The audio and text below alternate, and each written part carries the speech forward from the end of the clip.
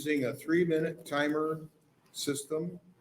We do not allow demonstrations of opposition or support on testimony. Please remember to turn off your cell phones or put them on vibrate. All right, so that brings us up to LB 1180. Is Senator Wishart here? Okay.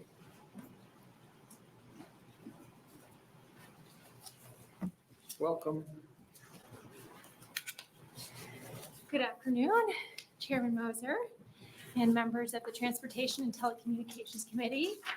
I think this is my last bill as a state senator, so really happy to be sharing that moment with all of you. My name is Anna Wishart, Anna-Wishart, and I represent the 27th District in West Lincoln and Southwestern Lancaster County. And I'm here today to introduce LB 1180. LB 1180 is a bill that changes the number of specialized phones available to a household with individuals who are certified deaf, hard of hearing, or speech impaired, and it changes that from 1 phone to 2 phones. The Nebraska Specialized Telecommunication Equipment Program, it's commonly referred to as NSTEP, provides monetary assistance to people with disabilities, certified deaf, hard of hearing, or speech impaired, to aid in the purchasing of specialized telephone equipment such as cell phones, caption phones, amplifiers, signaling devices, and more. The program was originally created by the legislature in 1995 and has not been updated since. Originally, the program allowed 1 specialized phone per address. Since 1995, technology has changed with the prevalence of cell phones, and we're beyond the days of a family sharing 1 cell phone or having 1 phone per household.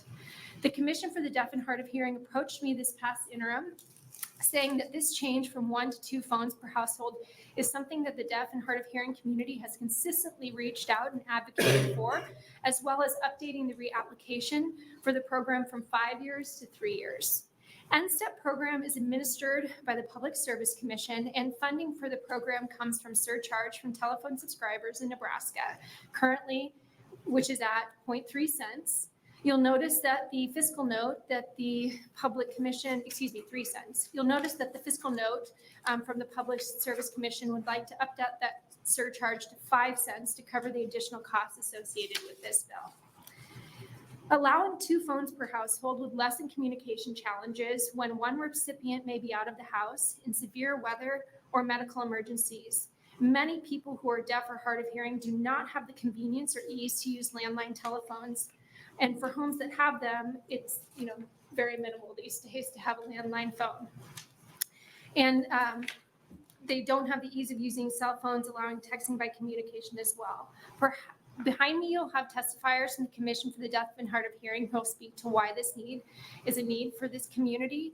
And I'd just like to say I have worked for 8 years with this commission from my perspective on the Appropriations Committee. They are an incredible organization that supports community members in Nebraska who are deaf and hard of hearing. And when we think about this community, it's not just for people who have lived with this issue for their entire lives. It's also for people who become hard of hearing in their later lives as well. And so it's something that we need to think about in terms of the amount of population that this commission serves here in our state. And the other thing I would say is, it is so important when you think about just what it is like to have a community in which you can communicate effectively with the people you need to, especially during emergencies. And we're seeing more and more a lack of interpreter services in our state. And in fact, I think it was a challenge getting an interpreter here for this committee hearing. And there are opportunities for us as a state to incentivize the technology advancements that are going on in terms of accessing interpreter services and communication services through your technology devices. And I think that those representing the commission and community members can talk more to that as well. So I encourage this committee to strongly consider supporting this piece of legislation and advancing it out of committee and finding a vehicle through which this could be joined onto and passed this year. Okay, questions? I might ask one. I don't know if you're the best source for that question, but in the past, there was kind of a TTY, kind of a terminal kind of thing they used. Has that now transitioned over to smartphones? I don't know. I can't speak to the history on this. Someone from the commission can probably talk to you Okay. about that, and we can get you the historical perspective. Well. But smartphones are becoming more and more of a portal and window towards deaf and hard of hearing community members being able to communicate. Okay. Thank you very much. Thank you. Appreciate your appearance with us today. Supporters for LB 1180.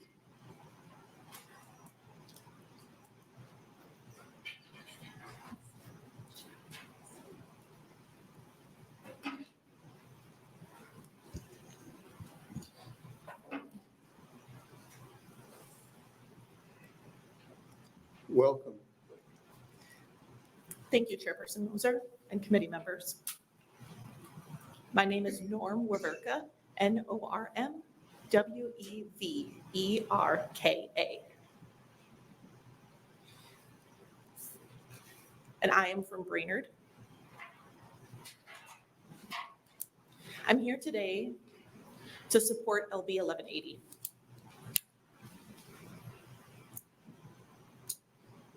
As Senator Wishart just explained, smartphones and technology are the way that we all communicate, including my community. You, Senator Moser, had mentioned T2Ys. To me, those are antiques. That technology only works when you're at home. And it's not something that's portable that you can take with you when you leave your house.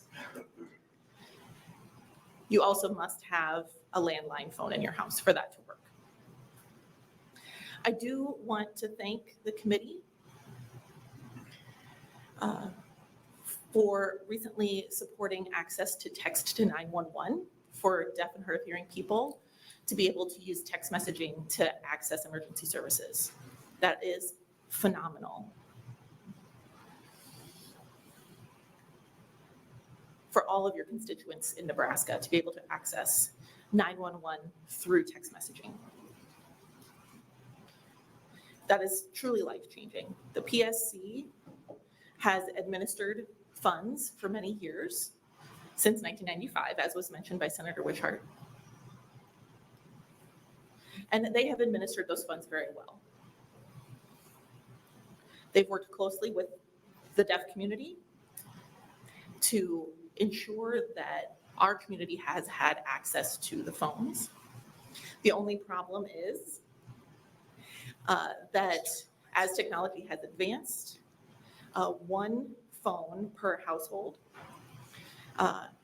has sufficed for a while, but no longer is sufficient. Many of you have families, and each of the members of your families, at least the adult members of your families, have their own cell phone. And you can see how that is beneficial to your family and how it would be more difficult if you only had one cell phone that was shared amongst all of the members of your family. For example, if somebody leaves the house and takes the phone with them for safety reasons, then all of the members of the home who are still at home don't have any way to reach out. And we also would like to have the bill, it does currently recognize it as one per address, meaning that relatives or non-relatives who live together would be able to be advantaged by this, because of course, if you're living with roommates, you're not going to both share one cell phone. And also, cell phones are not only used for text messaging. Deaf and hard of hearing people in the community also use their cell phones for video communication, as well as voice to text. So when I go out in the world, I have an app on my phone that you can speak to me and it will display captioning in real time on my phone to me so that you and I can communicate without the use of a sign language interpreter. So it creates accessibility beyond just telecommunication. It creates accessibility to our entire environment. We also have the ability to use written communication on the phone or on a tablet device, which is very nice and opens up the world of communication. However, for many deaf and hard of hearing people in Nebraska, it can be difficult to afford that technology outright from their own family's budget. So that has been a huge concern for many deaf families, and this bill would address and alleviate that. I encourage you please to support the passage of this bill, and I'm happy to answer any questions. Okay, questions for the testifier? Senator Bosselman. Thank you, Chairman Moser. Just want to thank Norman for coming in today on Senator Frederickson's bill. I mentioned my neighbor, and as he's farmed or as he's out in the field or out of the house, and the need on how this helps him, and put a face to that person. Norman is my neighbor who lives a couple miles north of me. So the need for this is significant for those individuals who are deaf or hard of hearing to have that extra device.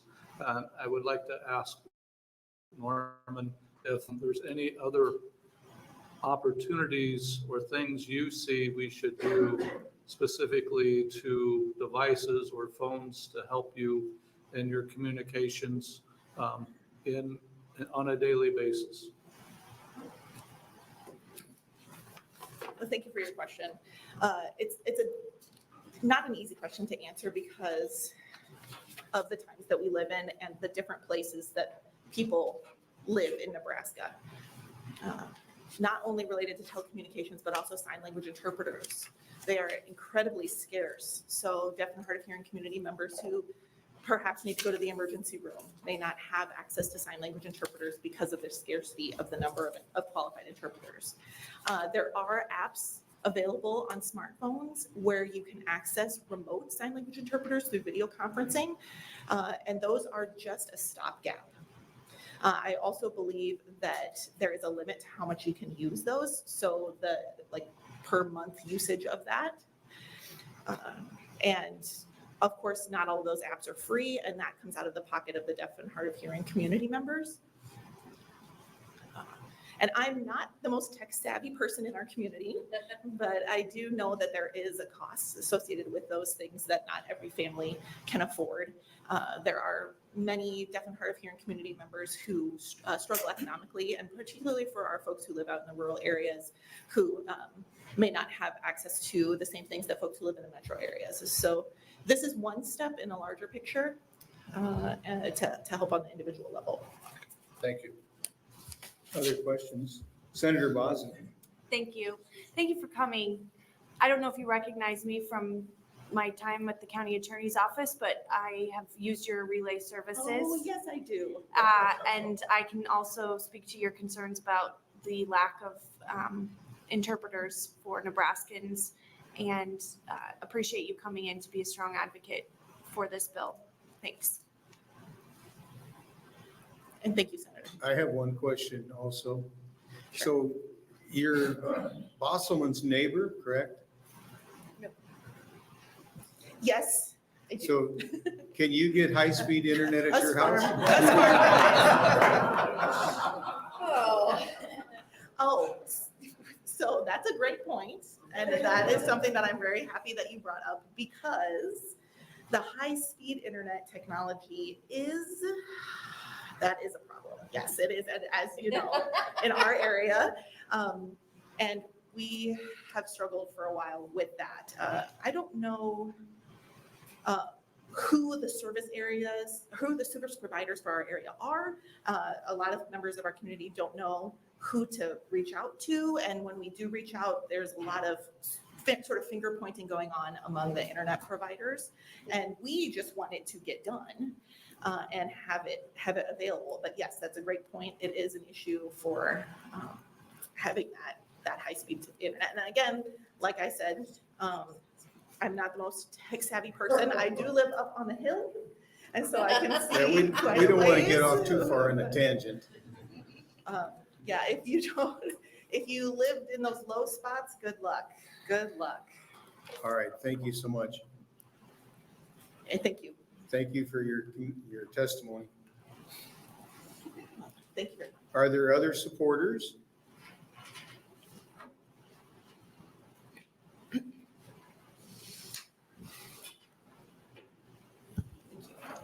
Welcome. Hi. Good afternoon, Chairperson Moser and members of the Transportation and Telecommunications Committee. My name is Kelsey Cruz, K-E-L-S-E-Y-C-R-U-Z, and I am the Marketing and Communications Specialist for the Nebraska Commission for the Deaf and Hard of Hearing. I am also on the interim leadership team for our agency. On behalf of the Commission full board, I am here today in support of LB 1180. As you know, the Nebraska Specialized Telecommunications Equipment Program, it provides tremendous aid in many different areas. The world of technology is ever evolving with new products, capabilities, and updates. In the 29 years since the program was established, a lot has changed, specifically the advancement of video technology and cell phones. Approximately 20% of people in Nebraska have some form of hearing difference, with 1% of the population representing people who are deaf. There are many challenges, as mentioned, that people who are deaf or hard of hearing face every day. The most common and the most critical is communication access. And the equipment that NSTEP provides allows for that access to technology, whether it is through an app to connect for on-demand sign language interpreter or the simple texting or video phone feature on your cell phone. Deaf and hard of hearing community members have long advocated for an update to this program in the reapplication period and allowing for 2 pieces of telecommunication equipment per household. This updated change would improve areas including readily available communication access.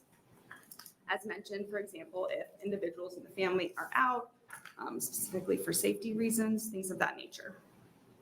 On behalf of our agency, it is my hope that we can make this small change to help better the lives of Nebraskans who are deaf, blind, or hard of hearing.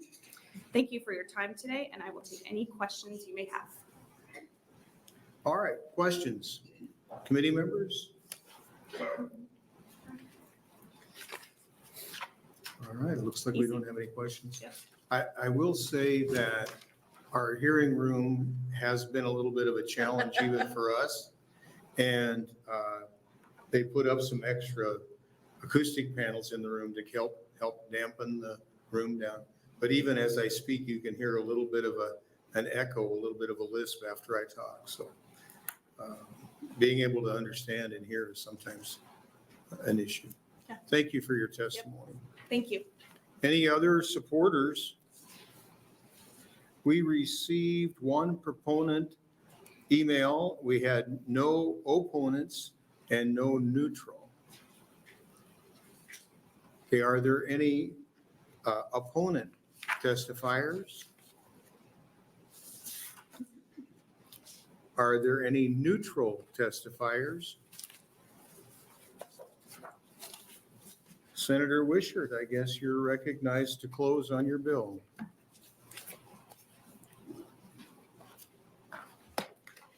Well, I figure I better close since it's my last bill. First of all, I want to thank Amber, our interpreter for today, for coming. She drove all the way from Des Moines to come and be here today. So really greatly appreciate it. Thank you. Also, I wanted to say that it was brought up earlier by a testifier that we have opportunities with technology for being able to get an interpreter on your phone. Say if you're in a hospital situation and you can't find someone, you can access a interpreter remotely on your cell phone. And I'm happy to say that in a piece of ARPA legislation that I brought 2 years ago and we passed, and this year we're expanding, those ARPA funds will allow for the commission to be able to spend those dollars on technology advancements like that. So this is a really good opportunity to pair that piece of legislation with this opportunity for these additional devices. And then finally, I would just say that we all know that communication is essential for human survival and for human joy. And everyone in the state deserves to have access to that. So with that, I will close and answer any last questions. Questions? Senator DeKay. This doesn't have anything to do with the bill. But how many bills did you introduce over 8 years in the legislature?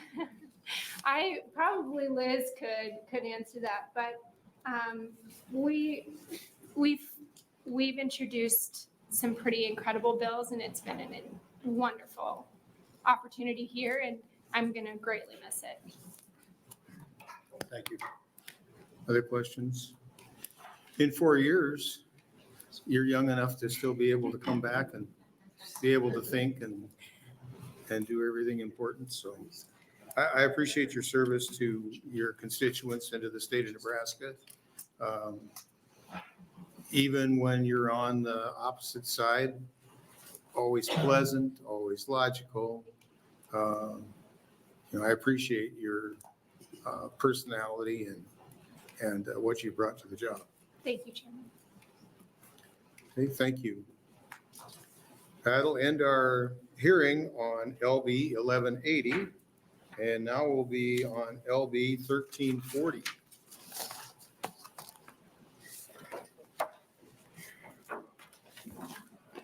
Welcome. Thank you, Chairman Mosher and the TNT Committee. My name is Kathleen Kauth, Kathleen, Kauth,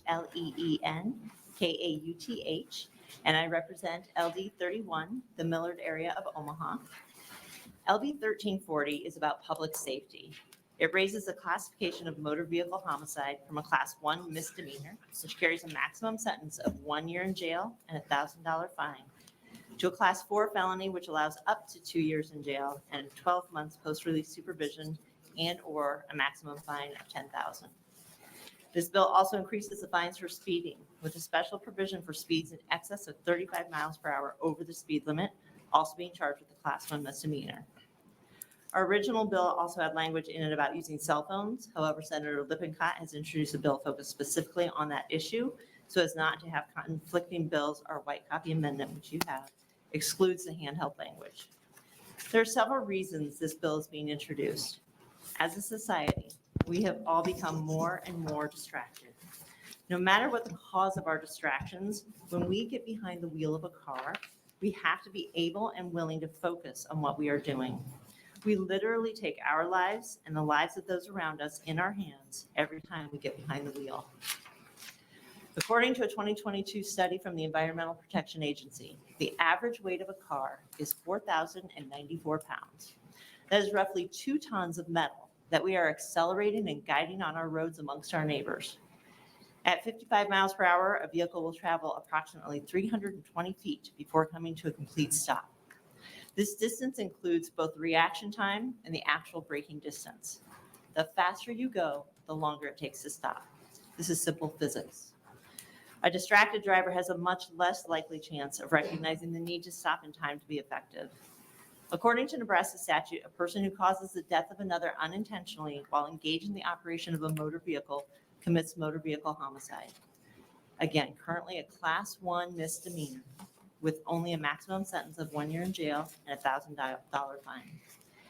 By raising the potential penalty to a Class 4 felony, we hope to provide extra incentive to focus on the task at hand, driving safely and attentively. We further hope to increase drivers' sense of responsibility and accountability behind the wheel by increasing the fees for speeding. These fees were set decades ago. These fees have not kept up with inflation and as such hold much less power to influence a driver's decision-making. For a deterrent to be effective, there has to be an element of pain. And finally, in the Omaha area, we have been having a significant problem with speeders who are going more than 35 miles per hour over the speed limit. For example, on 204th Street through Elkhorn, a driver was stopped going 100 plus miles per hour. The speed limit is 55 miles per hour at the highest point on that road. For those who exceed 35 miles per hour over the speed limit, the charge has been changed from a traffic infraction to a Class 1 misdemeanor, which again carries that maximum sentence of 1 year in jail and a $1,000 fine. But more importantly, that provides the opportunity to remove the speeder from the road at that moment, rather than simply ticketing him or her and letting them drive away. This bill will be known as Lataha's Law, after Dr. Matthew Lataha, who was killed by a distracted driver going 55 miles per hour when he collided with Dr. Lataha's bike last September. Dr. Lataha's widow, Kim, and daughter, Madeline, are here to testify after me. This bill is looking towards the future. We know nothing can bring people back, but we would like to make it so that people think twice when they get in their car and understand you really have to focus. And with that, I will answer any questions. Questions? Seeing none, thank you.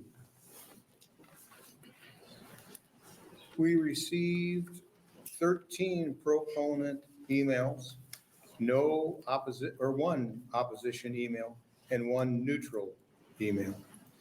Okay, are there supporters for the bill that would like to testify?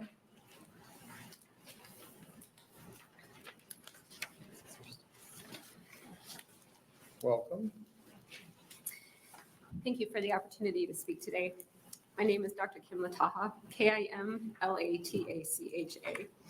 and I am the widow of Dr. Matthew Lataha, a well-known and respected cardiologist who was tragically killed by a distracted driver while cycling on September 10th, 2023. I'm unable to speak publicly about the details of the case since litigation is still pending. But because alcohol and willful reckless driving were not factors, the driver was charged with misdemeanor motor vehicle homicide, which under the current Nebraska statute carries a penalty of a $1,000 fine or up to 1 year in jail. We believe this to be an injustice. Nebraska currently has 3 tiers of charges for motor vehicle homicide: Class 1 misdemeanor, Class 3A felony, and Class 2A felony. For any charge greater than misdemeanor to be issued, the driver must be under the influence of drugs or alcohol, have prior convictions, or be driving on a revoked license, driving willfully reckless, which is poorly defined. No level of distraction, even for an extended period of time, is currently enough to elevate the charge, nor is excessive speed, even when a pedestrian or cyclist is involved. Distracted driving is 6 times more deadly than driving drunk and carries a 400% increase in the likelihood of an accident, yet the law views these differently. In both cases, an individual makes a conscious decision to engage in a known risky behavior while operating a potentially deadly weapon.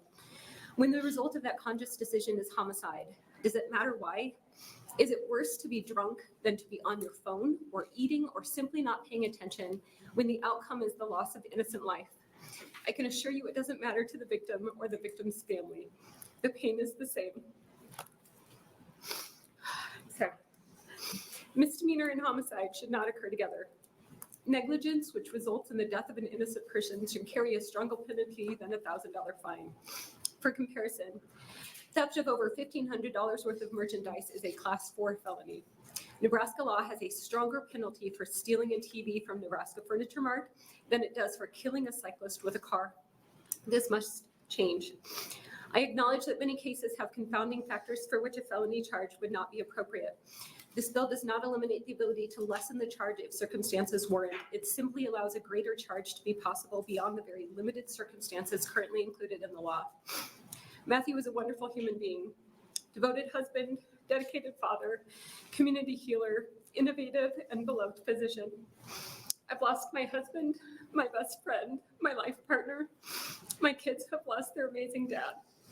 The state has lost a tremendous physician. I think his life was worth more than $1,000. I think your loved ones are worth more too. Thank you for your time today and for your support of LD 1340. I'm happy to take any questions. Questions? Seeing none, thank you so much for your testimony. Other supporters for the bill?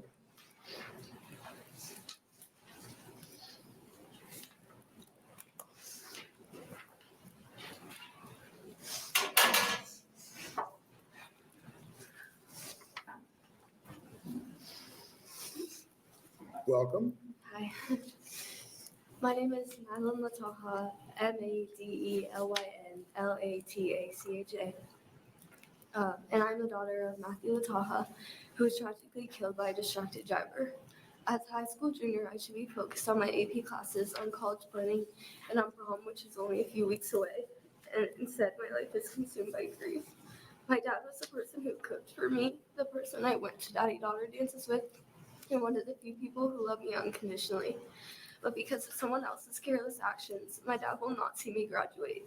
He will not be there to guide me as I transition to college, walk me down the aisle at my wedding, or hold my future kids. The tremendous weight of this loss has drawn attention to the frustrating lack of punishment in Nebraska for motor vehicle homicide caused by distracted driving. It is not only in grief but also in strength that I come to you pleading that together we can ensure no other family feels a profound injustice in the wake of a death. As a citizen of Nebraska, it is my right and my responsibility to assert my opinion on laws that I believe do not give justice. In fact, my AP Language Arts class just finished a unit in which we were tasked to choose a bill currently being proposed in Nebraska Legislature, conduct research, create a public comment, and present our opinion. Naturally, I chose LB 1340. With that said, in order to reduce the number of motor vehicle homicides and ensure justice for the families of those lost, the punishment for speeding and distracted driving, as well as the penalty for motor vehicle homicide, needs to increase. The current fines for speeding are outdated. Inflation has increased the price of nearly everything, so why shouldn't speeding tickets increase as well? Both Nebraska residents and state patrol officers have commented on the increase in excessive speeding in the last few years, and this issue urgently needs to be addressed. Distracted driving has never been more prevalent than it is today, and is often simply seen as a regular part of daily commutes. Drivers fail to recognize that their poor choices have the ability to destroy a family. Taking a life is never something that should be viewed simply as a misdemeanor. Cars have never been safer than they are today, so increases in motor vehicle homicides directly point to poor decisions by drivers. It is frustrating that laws put in place to protect the community can be so easily broken without adequate consequences. I honestly cannot fathom the lack of charges pressed against the defendant. I am disappointed that the life and legacy of a father, friend, and physician have amounted to no more than a $1,000 fine or a brief period in jail. Changing the penalties does not change what happened to my dad, but it will reduce the chances that another family ends up in the same situation as mine. I will never cease to give my dad a voice where he has none. So on behalf of my family, the cycling community, the medical community, the CrossFit community, and every other one of the numerous individuals affected by the loss of my dad, do not let his death be forgotten. Help us take action to reduce motor vehicle homicides with support for LB 1340.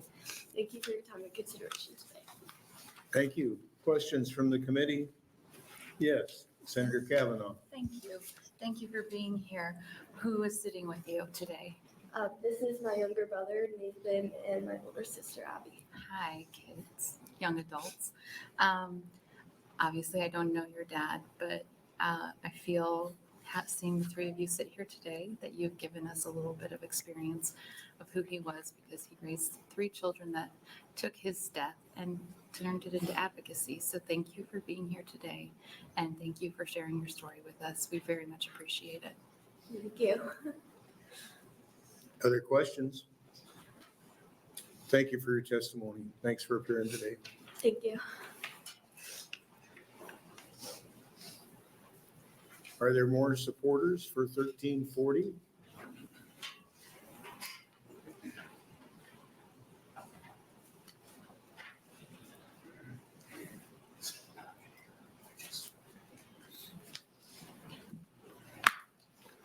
Welcome. Welcome. I don't know about anybody else in the room. I wasn't quite prepared for that. Good afternoon, Chairman Mosier, members of the Transportation and Telecommunications Committee.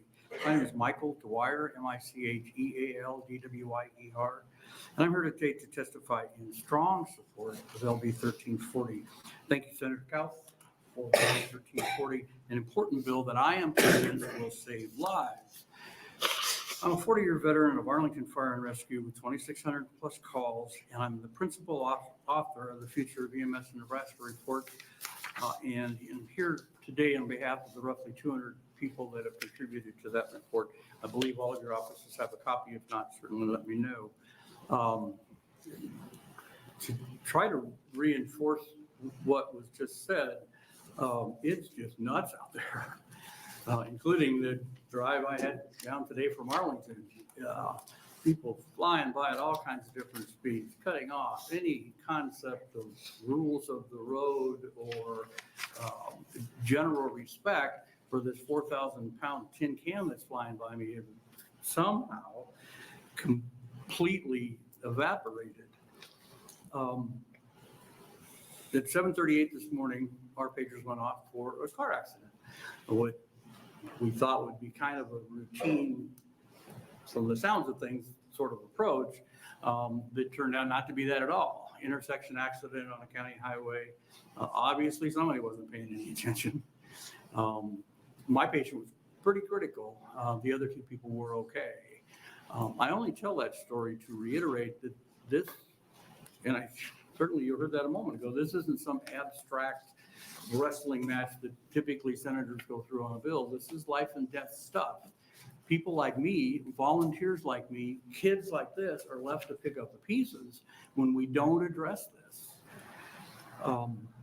As a principled conservative, I'm the guy normally that said, not really crazy about the heavy hands of government doing things, but there are some services, government services, that are the principal responsibility of government to provide. And I am convinced, with all of its shortcomings, this is something that the state of Nebraska needs to address, because as the public, we're not. And again, I'm a guy that left, and these kids are left to pick up the pieces. So I would strongly encourage your support for 1340, and I would be happy to take any questions. Questions? Seeing none, thank you so much for your testimony. Anybody else to speak in support of LB 1340? If you plan to testify, please come forward so we can have a little less time between testifiers. Welcome. Welcome. Thank you, Senator. Thank you, committee members. I'm here to speak on behalf and support of LB 1340. My name is Ted Martinez, TEDMARTINEZ. I'm a long-term employee with Hawkins Construction as their safety director. Our workplace invests heavily in safety. It is our priority. Our folks work, many of our employees, many of our brothers and sisters work out there near roadways and roadway construction. One of the biggest dangers by far is our workforce is near the traveling public. Almost every day, a distracted driver veers into our work zones, hits a hard barrier that stops them from entering into and injuring one of our employees. Even near misses are traumatic events for our employees and families. Recently, we have had 3 incidents where distracted drivers have veered into or entered our work zones and had made contact with either our equipment that were occupied or was occupied by our employees, and 2 of those 3 were injured. Our request would be that this bill more accurately define distracted driving. It's not just using the handheld devices to send texts. It is anything that prevents the operator from keeping focus on safely operating their vehicles on the roadways, whether that be eating a meal or interacting with the car's computer system, onboard computer system, which is becoming more prevalent every year that the new cars come out.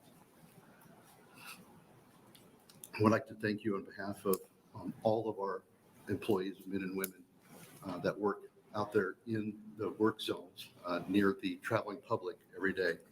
And also as thank you for their families, that expect them to come home safely every evening. Thank you. Okay, questions?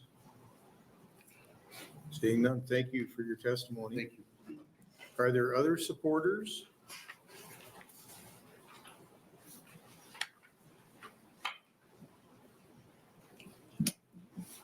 Welcome.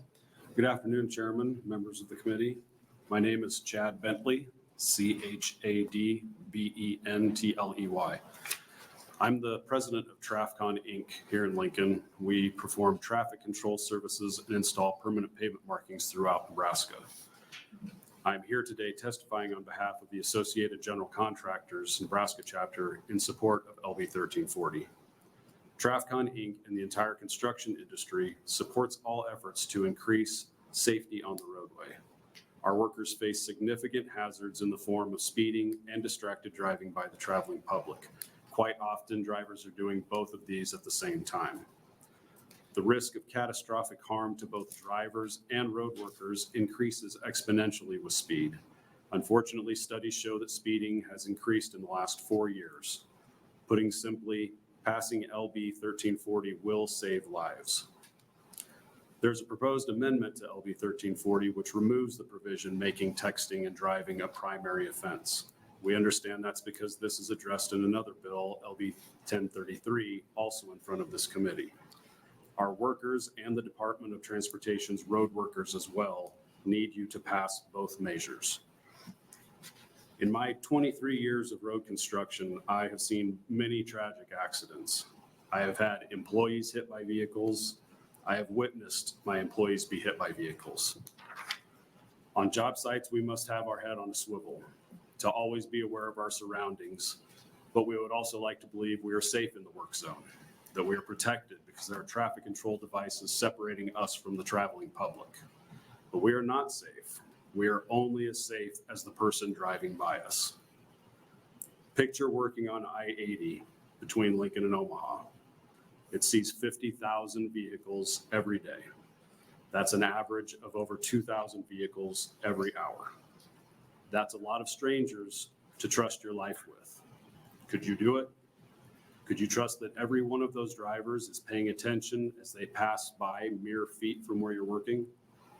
Think about it, 2,000 vehicles every hour. That's a scary number, but the scariest number is one. One is the number of distracted drivers that it takes to kill someone. We further encourage you to consider amending either or both bills to expand the definition of distracted driving. As written, the current statute prohibits the sending or receiving of digital communications. The prohibition should be expanded to include any use of cellular phone which requires the user taking his or her eyes off the road. I can't stress enough how concerned our industry is about this risk and how real the danger is. Please use this opportunity to save lives. Thank you, and I'd be happy to answer any questions. Questions from the committee? Seeing none, thank you for your testimony. Are there more supporters for LB 1340? Seeing none. Are there some to speak in opposition to LB 1340?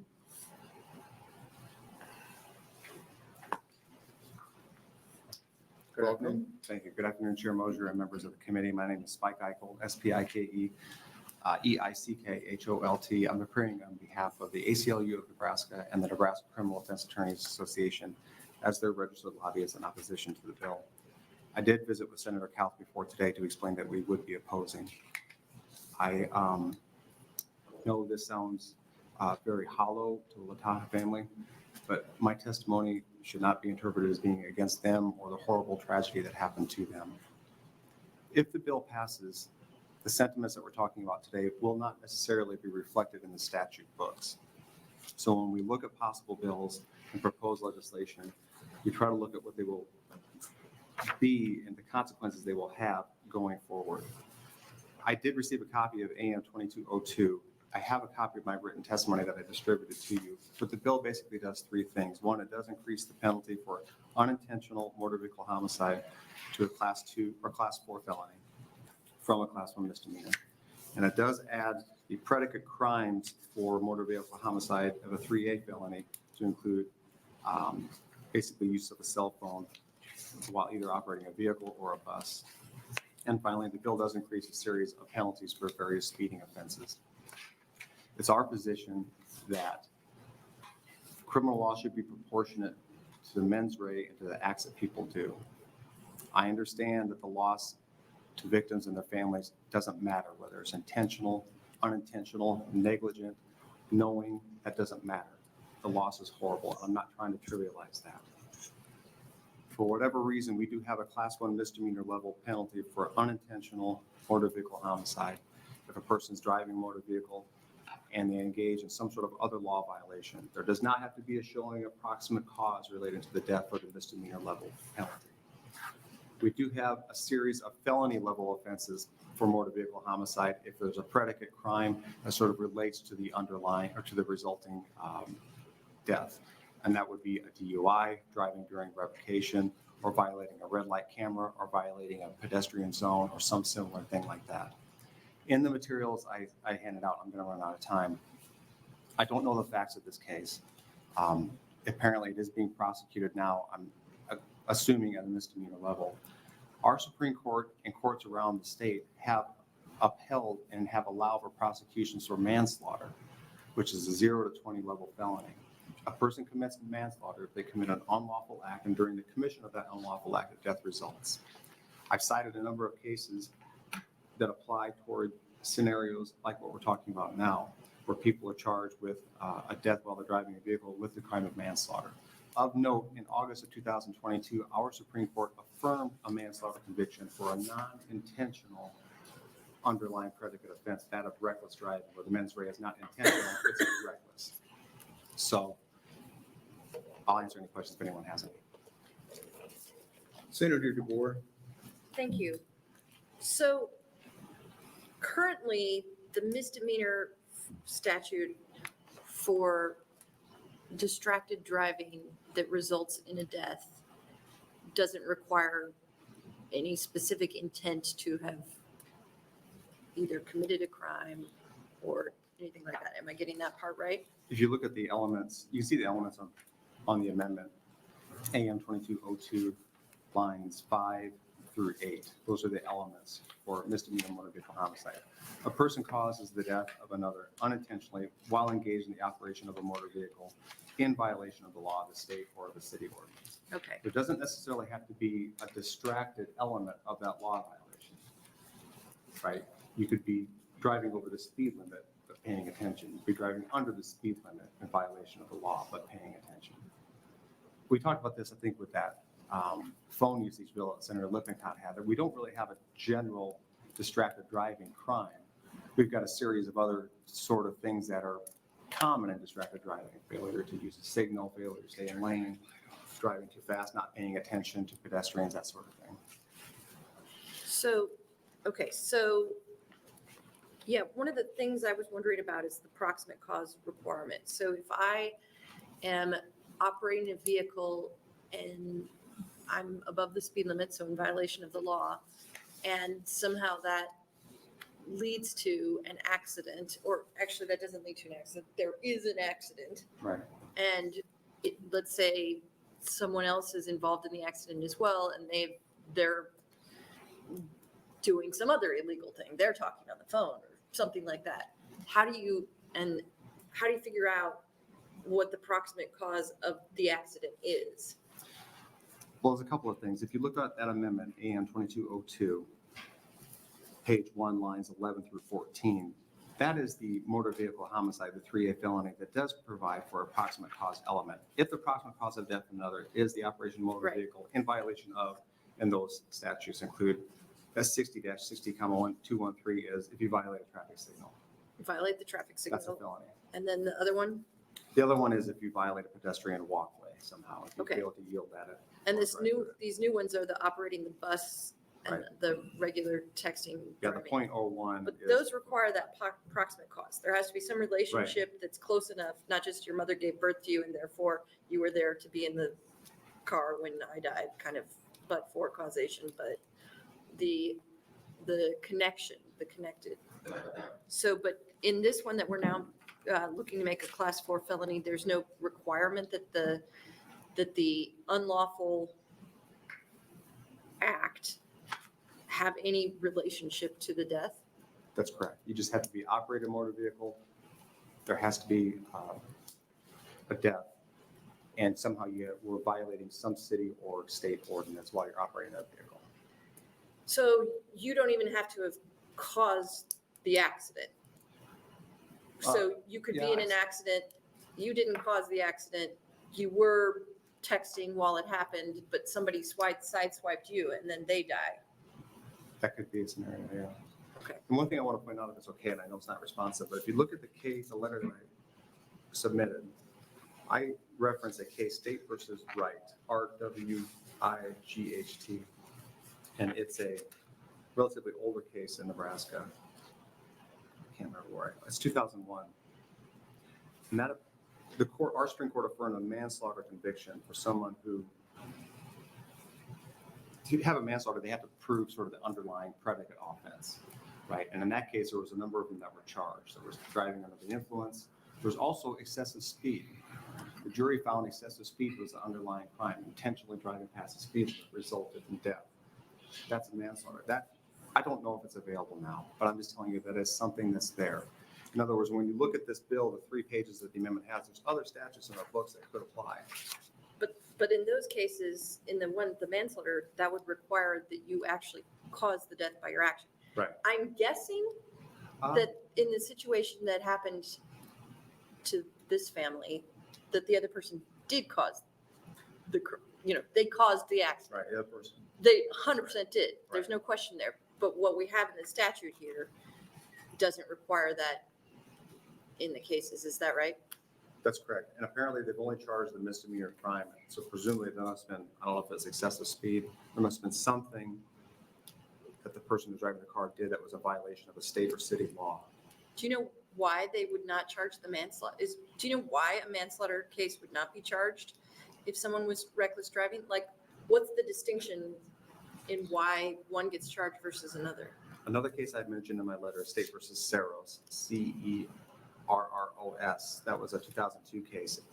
For a while, and I think prosecutors generally want to have the predicate offense for manslaughter to be an intentional element crime, that you intend to do something. So like what? Well, for example, one thing we talked about on another related bill, if you intentionally deliver a controlled substance to somebody else, and that results in their death. I mean, what about just not operating the motor vehicle in a safe manner? And some traffic infractions are intentional. I think arguably cell phone usage is intentional. You deliberately sort of intend to manipulate a phone or to receive a message where you say have that. The issue in Ceros was it was reckless driving. The mens rea in reckless is reckless. It's not intentional. And he argued when he was found guilty on appeal, this actually happened south of Columbus on Highway 81. He argued on appeal that, hey, you can't find me guilty of manslaughter because I was only found guilty of a reckless act that can't support a manslaughter. And our Supreme Court said, yes, they can. They didn't extend it to any sort of infraction, but they extended it at least to some non-intentional infraction elements, or crimes at least. I mean, yeah. Okay, thank you. Other questions? Okay, thank you for your testimony. Are there more opposition testifiers? Seeing none, how about, are there any neutral testifiers? Okay, Senator Kauth, you're recognized to close. Thank you, Chair Mosier. Senator DeBoer, I wish you had asked some of those questions to Lataha because she's incredibly well versed in that subject and was whispering the answers to me as we sat there. So please take some time to talk with her afterwards. She's done extensive research on this, as I'm sure you're well aware. This bill, and if we need to iron out if there's something that's not quite correct in the bill, I'm more than happy to work with Spike and with the senators to make sure that the goal is to increase penalties so that we can make people take more responsibility when they're driving, so that we can make them understand that if you drive distracted, if you are speeding, you're speeding in excess of 35 miles per hour, that is a serious, significant issue. And we need to make sure that the penalties actually do some good. Because right now, the penalties are not enough to make people take that second thought and drive better. So, thank you. Okay, questions for Senator Kauth? Thank you for your testimony. That'll close our hearing on LB 1340. Now, LB 1186, Senator Sanders.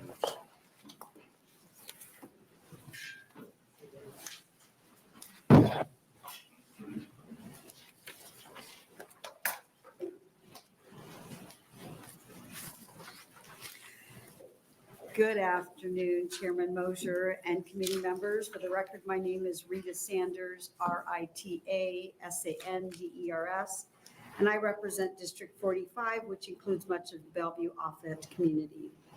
Today, I'm introducing LB 1186 to continue a discussion about improperly buried utility lines.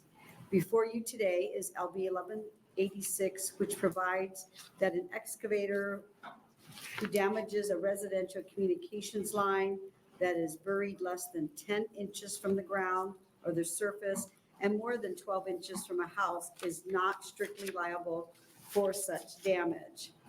I'm bringing LB 1186 back to you again. This bill is a carryover, as I have repeatedly heard about the issues our home builders are struggling with due to the haphazard installation of utilities, mainly telecommunication lines on their work sites. Frequently, the builders encounter these telecommunication lines outside the easement or casually dropped on the topsoil of the lot. This delays projects and causes conflicts between the contractors and the utilities. Rather than mandating that utilities be buried their lines at a certain depth, a different approach would be that utilities that do not wish to bury their lines at the industry standard and at the safe depth will not receive the full protection of the One Call Act. This approach is both safe and narrow. It only applies to telecommunication lines and only applies to residential properties. This bill also doesn't guarantee liability to either party. It simply states that excavators who stumble upon these poorly buried lines are not strictly liable. The One Call Act represents an important balance between the interests of the excavator and utilities. It should not be a one-sided, that it gives full financial protection to a utility, no matter how, or how it buries its lines. I know that there are many questions about how this statute is enforced, and I'm happy to have that conversation. I should have someone after me to speak on that behalf and to continue the conversation to protect homeowners and contractors. With that, I'll take any questions. Questions for Senator Sanders? So we've had several bills addressing whose fault it is when lines get struck. And this bill protects the contractors if the lines were not buried at industry standard depth. Yes. However, this bill is more a conversation. I will be asking you to hold this bill in committee. It looks like there has been discussions had by the utilities and the contractors, and someone after me can answer that. Okay. Other questions? Thank you. Thank you. Supporters for 1186?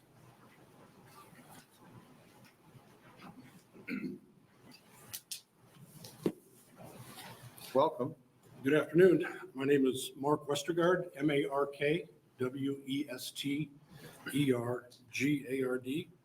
and I am a retired civil engineer, but I am representing MOBA, Metro Omaha Home Builders Association, the Eastern Nebraska Development Council, and Build Omaha. So I'm representing all three of those groups. We are strongly in support of this measure.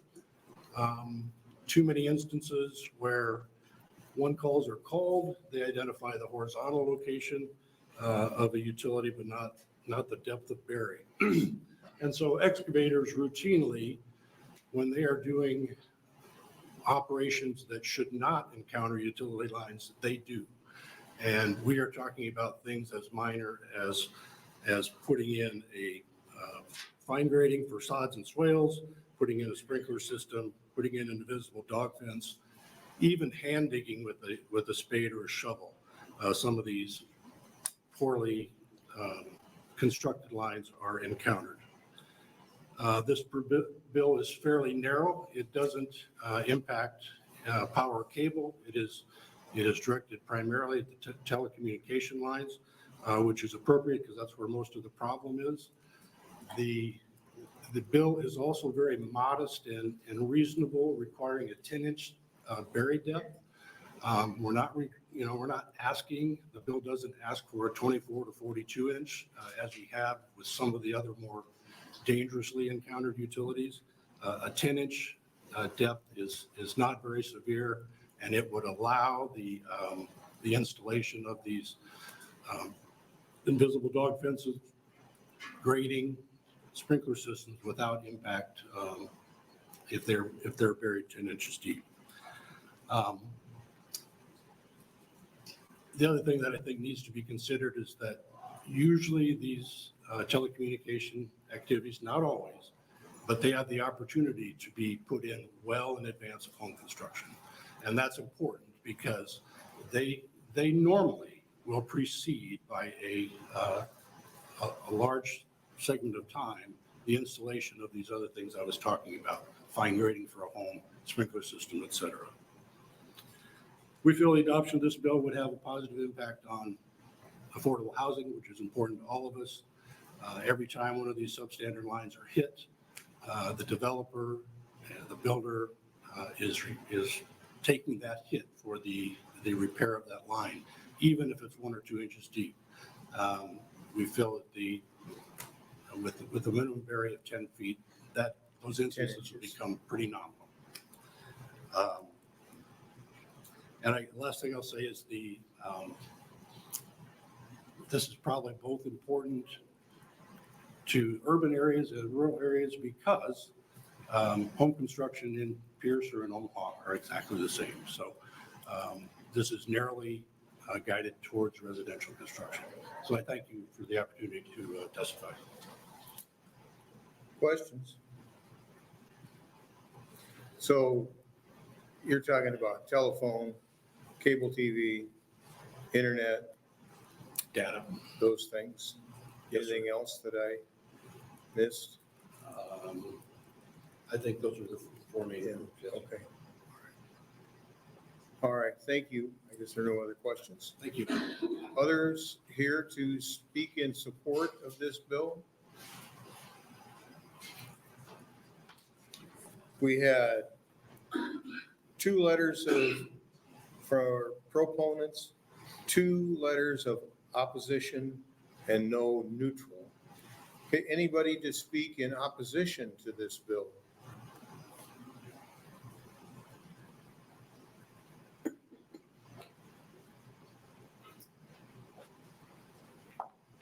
Welcome, Chairman, committee.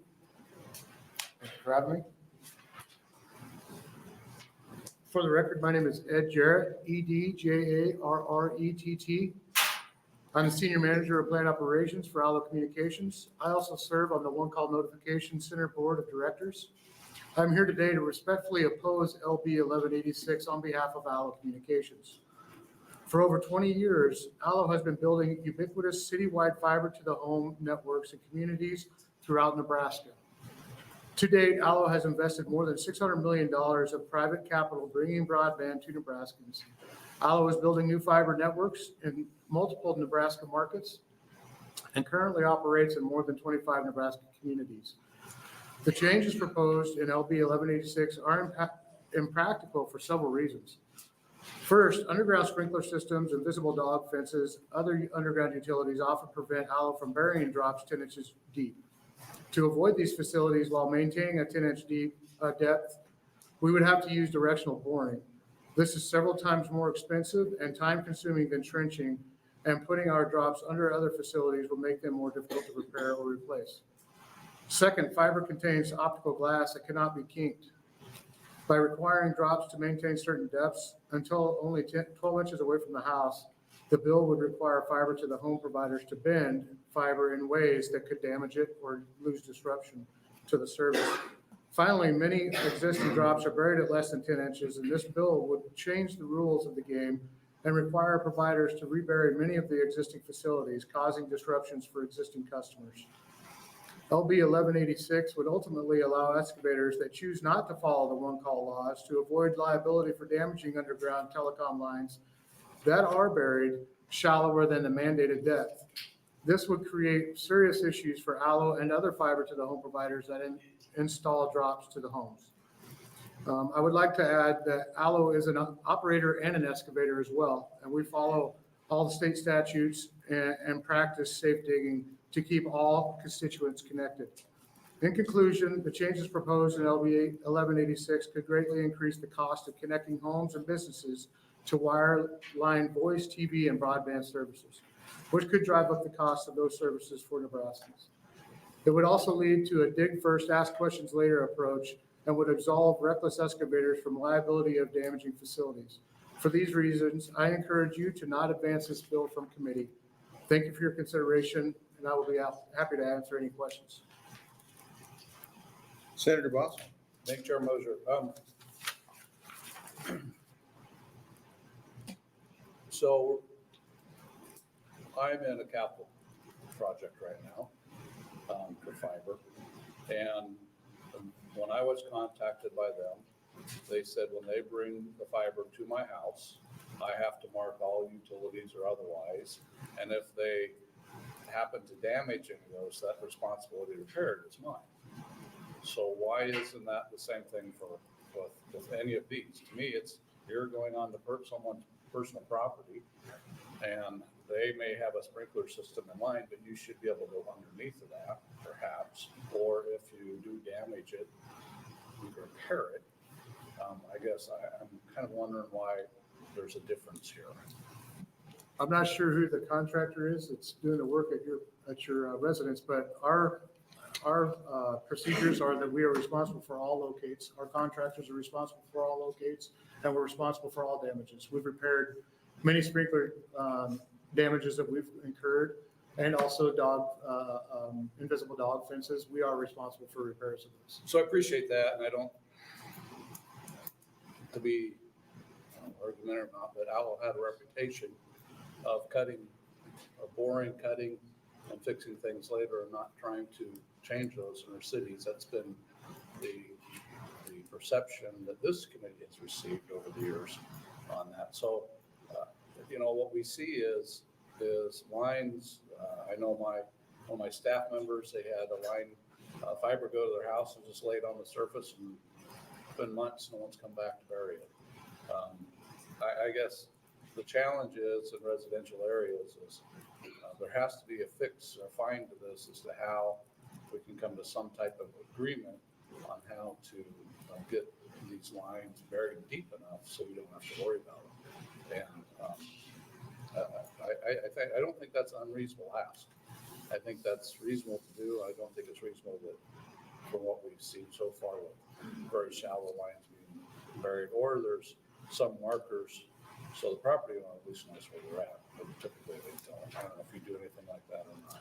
Well, I know in the wintertime, we do lay a temp drop on the ground until the ground thaws, and then we strategically go from the first line that we laid on the ground to the latest one that we call in locates. That's the main thing, is that we protect our line by locating with flags and paint, and then it's on the contractor to safely dig and expose that line. So like Allo does when we deploy fiber to the home, or then the main, the rights of ways and the easements, we expose, and you have a line of sight to any utility that's marked. And so we protect that line by locating it, and it's on the contractor to expose it. But as far as the temporary lines, we do have some on the ground that we try to get the customer that is needing their broadband service connected as soon as possible. And then we'll lay a temp on the ground until we wait 3 days. Sometimes it's a couple months if the ground is frozen, and then we'll come back and we'll bury that line once we're able to. But we do have the temporary drops on the ground periodically. Right now we are burying in February, which is usually unheard of because of the temperatures we've had. But to get the customer connected quickly, we put a temporary on the ground, and then we call in the locates. And then once we get all the locate utilities to give the all clear, then we'll bury that line. Let me ask you a question just for my own awareness. So you bring a line of fiber, we're talking fiber specific, to a house. Yep. How do you connect it to the box then if you're not doing some angles? Because way your testimony seems like you've got to have a long feed to where you ramp that up, that box. Don't you come to the house and go up? It's a enter into the gradual, house? excuse me, it's Sorry. a gradual incline. So if we are lower, if we have to go the 10 inches or deeper, then the bend is a little too incremental for the fiber. So at a gradual grade, when we come up to that conduit at the base of the house, it's not as a 90 degree, it's kind of a gradual slant in the fiber so it doesn't kink it. Okay, thank you. Mm-hmm. Senator DeKay. Off of that just a little bit. So how far away from the house would you have to start that gradual bend up? Usually it's a couple feet from the house. We can sometimes be really close to the topsoil at the house, but when we come up into the conduit that's on the side of the house, It's basically just a nice gradual, it's less than a 45-degree angle, just to not have that opportunity for kinking that fiber, which will just close off your service. Thank you. Any other questions? At the risk of launching the home builders into orbit, how about requiring conduit from the basement to a connection box in the right of way when you build a house? And Well, then let the phone company and the internet companies and all share that. You know, maybe you use 1-inch conduit, something that everybody could get their conductors through. You're saying that there's a minimum radius that you can bend that line without snapping. that's correct. But Most anyway. homes, when they're built, we will go in joint with the power companies, and then we are that 30-inch depth with our conduit, and then we'll pull our fiber through that conduit. But a lot of our deployment is already established homes and already established neighborhoods where we have to bury a line regardless to that home to get them service, because all the other utilities are already there. You can't mix low voltage and high voltage copper wire though, right? In fiber optic, there is no voltage whatsoever, but I know that there's deployments where you can have a coax and a copper cable together, but you can't have them in the same conduit as a power line. Yeah, that's what I was asking. Okay. Thank you for your testimony. Appreciate that. Thank you. More opposition, I assume? Sir. Welcome. Good afternoon, Chairman Moser, members of the Transportation and Telecommunications Committee. My name is Dayton Murty, spelled Dayton Murty, and I am testifying today in opposition to LB 1186 on behalf of Charter Communications. Charter is a leading broadband connectivity company and cable operator providing superior high-speed internet, voice, video, and mobile services under the brand name Spectrum to more than 32 million customers across 41 states. In Nebraska, we serve over 167,000 customers in 91 communities. And in 2022, we paid over $20 million in taxes and fees, and we invested over $31 million in private capital to expand our network to reach an additional 4,000 homes and small businesses. This bill would absolve excavators of responsibility for damaging telecommunications lines despite not following the one-call process. Charter strives to always follow the appropriate one-call procedures and conduct the necessary due diligence to be good partners with other providers and utilities. We hope that the legislature would require others to follow the same procedures and not protect bad actors who would refuse to follow the same rules. For these reasons, we oppose LB 1186. Thank you. Questions for the testifier? Seeing none, thank you. Other opposition to 1186? Is there any neutral testimony on 1186? Okay, Senator Sanders, you're welcome to close. She waives her closing. That'll close our hearing on 1186.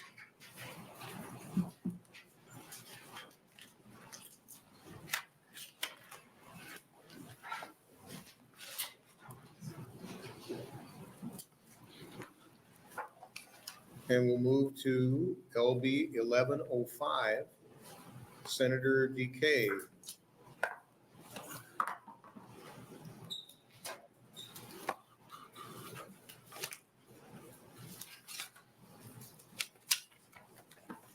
Welcome.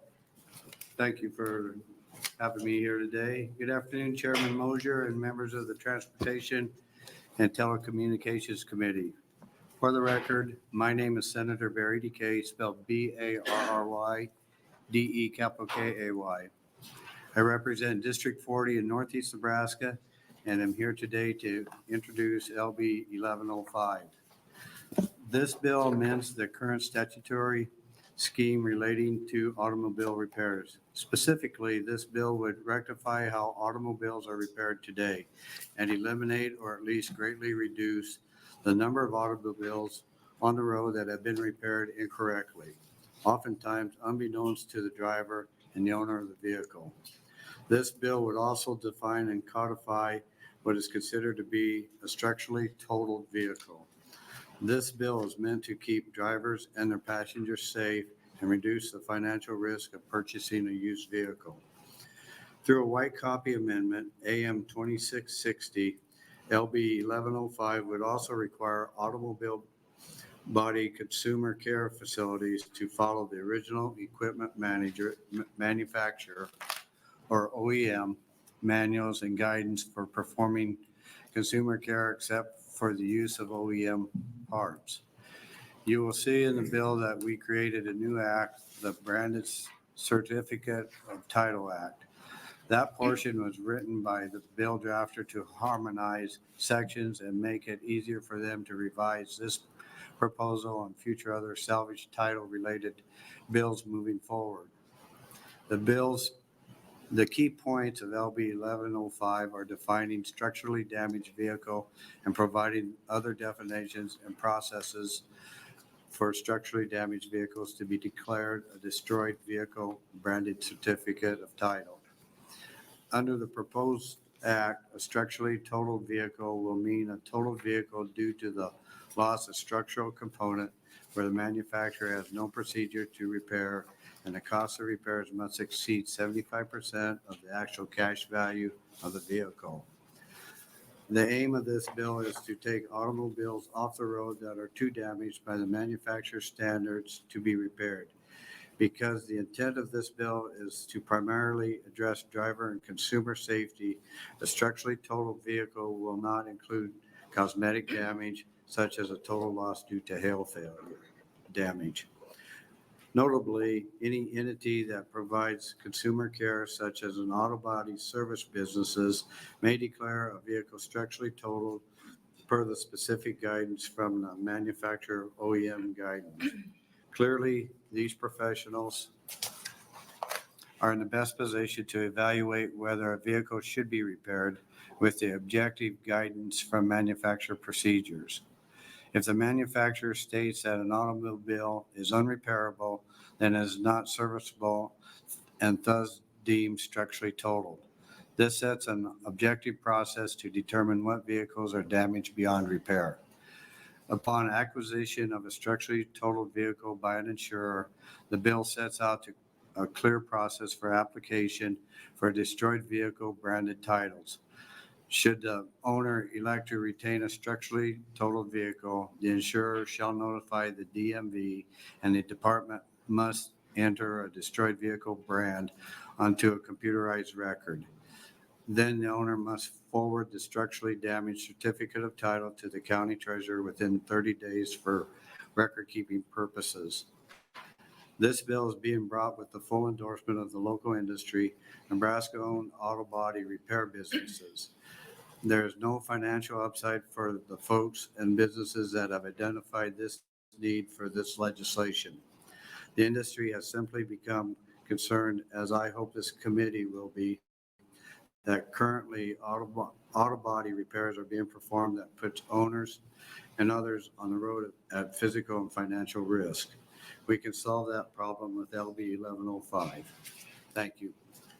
I'd be glad to try to answer any questions. Questions from the committee? Senator Frederickson. Thank you, Chair Moser. Thank you, Senator DeKay, for being here and introducing this bill.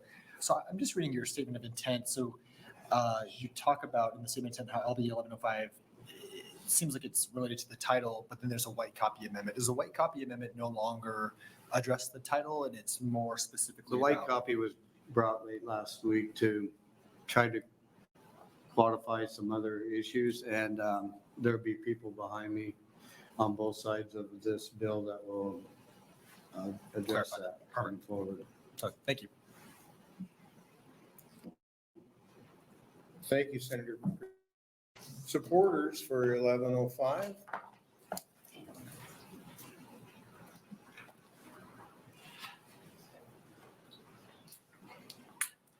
Welcome. Hello. Good afternoon, Chairman Mosier and members of the Transportation Telecommunications Committee. I am Ryan Clark, RyanClark. I'm currently the Vice Chair for the Nebraska Auto Body Association, or the NABA, and work as Vice President and part owner for Eustis Body Shop. We have 8 locations employing 95 hardworking professionals across the state along I-80 from Eustis to Lincoln. The NABA is comprised of almost 100 collision repair centers across Nebraska. Most of our members help Nebraska's motoring public who come to our facilities for repairs on their vehicles. Our members help to repair damage from minor events such as backing into their mailbox or hitting a garage door, to more substantial occurrences such as their kids having a fender bender in school or a rear-end collision in rush hour. Sometimes repair professionals or insurance companies will decide that the damage is too extensive that the vehicle should not be repaired. When this happens, the vehicle is determined to be a total loss. What is not talked about or known by the community is that these vehicles are sometimes obtained by rebuilders, rebuilt, and sold back to the community, and the consumers have no way of knowing if it was fixed correctly or not. These daily estimates we write on more minor events often turn into large issues once the vehicle is disassembled. When we take the bumper off and see the frame rail is kinked or heated to make the bumper fit, the problem is the vehicle were to get another accident and hit in the same area, the vehicle's structure will not react in the same as if it would if it was new or repaired correctly. Improperly repaired vehicles are a danger to the occupants and to everyone around the vehicle on the roadway. Vehicles are designed today to absorb the inertia forces and point those forces away from the passengers. They now have crush zones that absorb the force and are designed to save the passengers' lives. If these crush zones are not replaced after being damaged, the next impact could also result in fatality. Vehicles today are equipped with more safety features than ever before. Some systems include adaptive cruise control, lane departure, blind spot monitors, braking, and many, many more. Some manufacturers allow you to repair directly over the area where the sensors are mounted. Some do, some don't. Some metals in the vehicle can be repaired, others require replacement.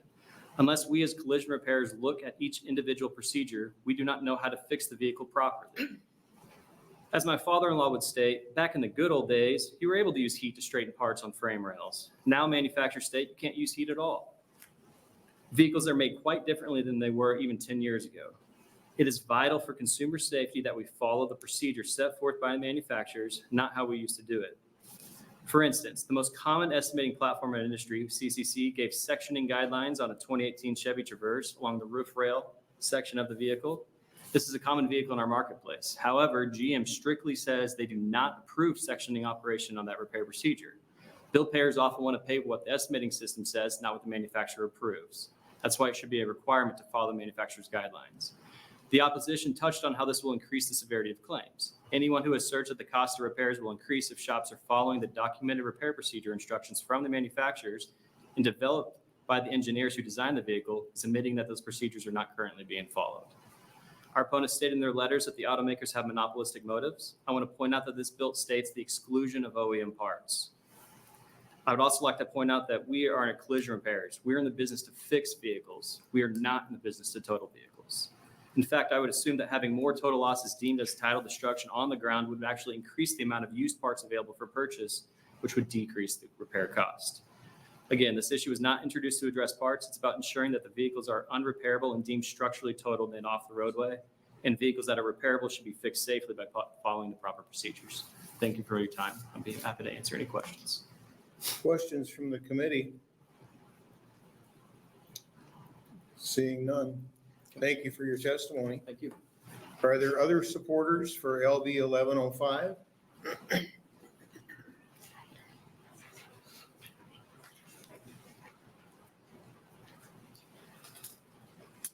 Welcome. Thank you. Thanks for having me, Chairperson Mosier, Vice Chair DeKay, and members of the Transportation and Telecommunications Committee. My name is Susan Wachner, SUSAN-WACHNER. Thank you for hearing my story. The picture being passed around is my prior car, a Toyota Red RAV4. I'm an Omaha mom of 4 teens and young adults. My family was impacted emotionally, financially, but luckily not permanently by a crash in a salvage title car. I will first and foremost call out I was a cost-conscious consumer looking for a good deal for my teen's first car. With a newer driver, I knew there was a high probability of an accident, but I did not expect to inadvertently compromise my daughter's safety as well as her passenger, my son. I purchased this used Toyota RAV4 from a local Omaha car lot. The owner emphasized the car had a salvage title.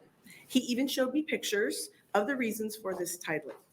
He assured me his mechanics and the state of Nebraska had inspected the vehicle and confirmed it had been repaired and was safe to operate. My daughter drove to high school with my son in the passenger seat on a beautiful spring day. They were at a dead stop in a typical morning traffic, waiting for a light to turn green. My son confirmed my daughter was not on the cell phone, but being a younger driver anxious to get to school, she took her foot off the pedal, anticipating the light had turned green when it had not.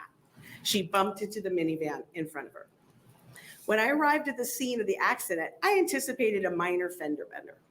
To my shock, the car frankly folded up like a small accordion. I'm no expert, but if the car did this at a standstill, I shudder at the result of a 40, 50, 65 mile an hour impact. I took the car to Dingman's Collision Center, where the analysis of the state of this car left me speechless. And that doesn't happen very often. The car structurally had not been repaired, only cosmetically. This car should not have been on the road. I took the car back to that car lot where I purchased it. And when presented with the third-party assessment of the car's lack of repair, I was not surprised by the owner's reaction. He bought it right back from me.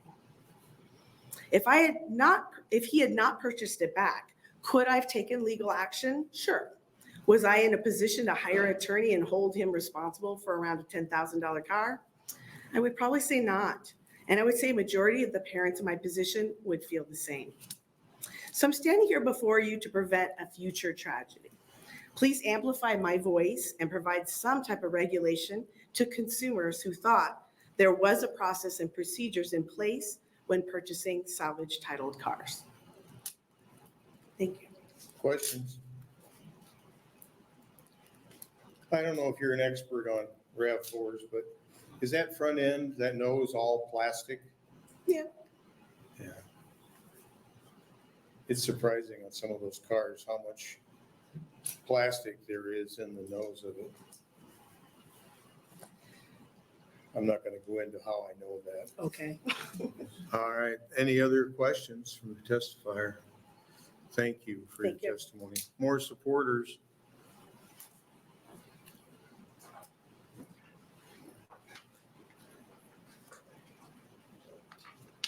Welcome. Hello. Good afternoon, Chairman Mosier and members of the Transportation and Telecommunication Committee. I am Sarah Stallon, SARAHSTILLAHN. Thank you for your time and the opportunity to be in front of you to discuss important issue in Nebraska. I'm from Bumper to Bumper Body and Paint in Scottsbluff. I manage my family's body shop that opened 40 years ago in 1984. I've been actively working in the industry for 13 years. Our repair center is one of the largest in Western Nebraska, and we currently employ 11 people. In Western Nebraska, we see a growing concern of vehicles with previously salvaged titles, as well as a significant hidden prior damage vehicles. These vehicles have been cosmetically repaired to be marketable at a discount off retail, making these vehicles very appealing in the current economic conditions we are facing. Consumers are misled that these vehicles are repaired properly, are safe to drive, but more often this is not the case. It will shock you how easy it is to cover up major structural damage and disregard or leave off safety features that are designed to protect occupants and mitigate accidents. As a shop, we are liable for the repairs we complete. We continue to be liable even after the vehicle is sold. However, if one of these vehicles are totaled and goes to the salvage auction and then sold to an individual or hack shop, sellers get the protection of as-is used car sale.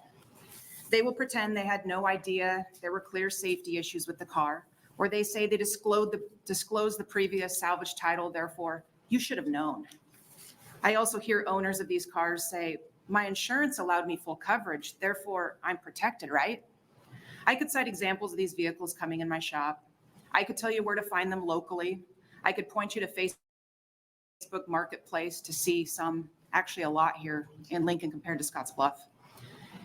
Maybe you've shopped for a used car lately and have stumbled across these vehicles, but instead, I'm going to talk about the advanced materials and crash safety of the vehicles today. Why do we worry about crash safety of brand new vehicles, but yet as these same vehicles get older and become wrecked, that no longer matters? Do we only care about those who can afford the brand new car?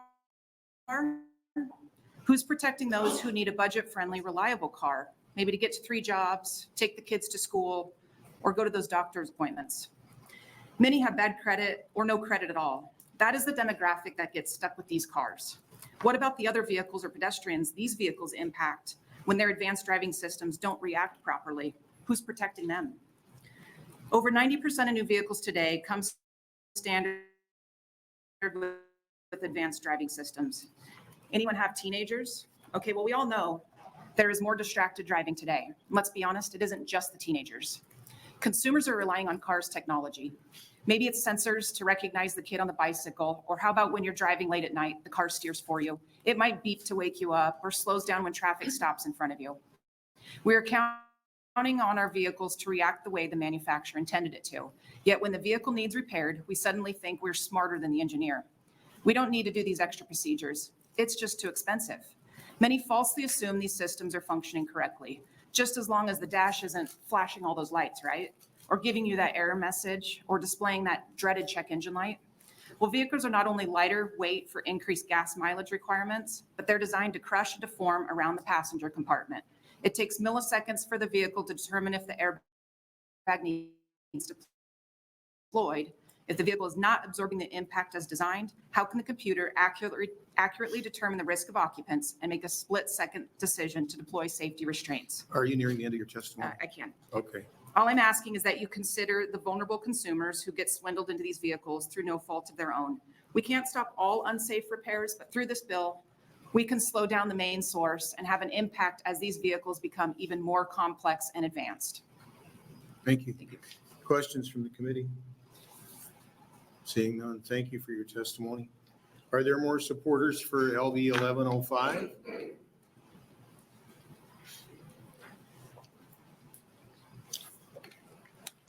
Welcome. Welcome.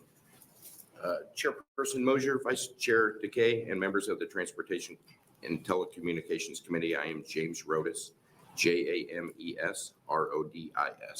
And I thank you for letting me testify today. I come to you with 36 years of experience as Vice Chair of the Nebraska Auto Body Association and an active member of the Society of Collision Repair Specialists, ICAR committees, and Nebraska College Advisory Boards. As you've heard from my colleagues, this bill is twofold. First is to follow the workshop manual. I can tell you before manufacturers change design of vehicles to make passengers safer, this bill has changed immensely and continues to change yearly. We used to be able to do almost anything to fix a car, but serious design changes means if we don't use exactly the right glue or put exactly the right amount and type of welds in place, this will lead to catastrophic failure in the next accident. The government prides itself on crash test ratings. I am led to believe some of the design changes are due to higher rates of today. Those ratings are the reason people buy certain vehicles to keep their husbands, wives, children, and grandchildren safe.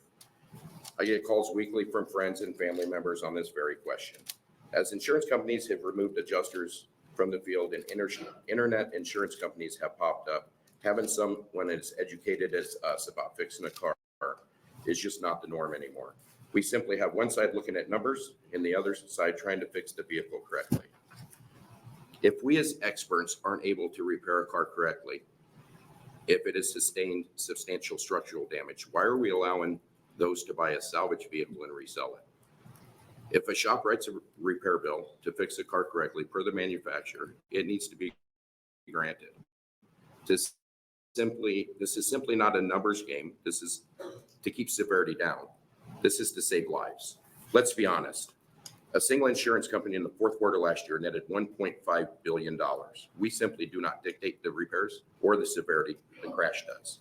We simply need to fix them in a manner that will react the same whether it's 2 weeks or 20 years from now. The second part of our bill is the total loss section. Over the last 10 years or so, we have seen more businesses pop up, and their business model is to purchase these vehicles from insurance auctions and repair them and sell them. At the time, suspecting consumers.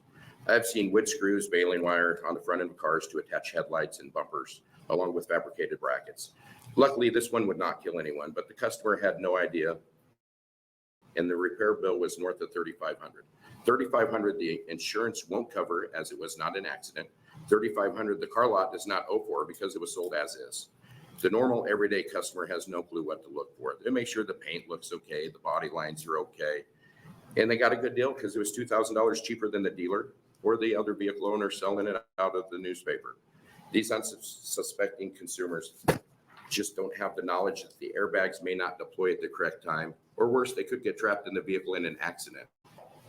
It's just not going to react the same as it was intended to do.